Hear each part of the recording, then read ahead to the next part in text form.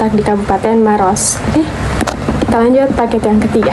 Oke adik-adik, untuk paket yang ketiga kita akan berkunjung ke Taman Kupu-Kupu Banting Murung, Kabupaten Maros. Sudah itu kita lanjut ke Waterboom Grand Mall Maros. Di situ kita akan berenang dan kita akan happy-happy bareng-bareng kakak kru.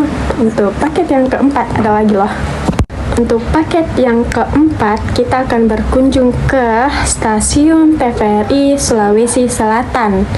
Terus kita lanjut ke wisata Pantai Galesong Kabupaten Takalar, adik-adik semuanya. Adik, untuk paket yang terakhir itu paket suka-suka, yang dimana paket ini yang terakhir tergantung dari sekolah tamu pilih tempat bersejarah yang mana.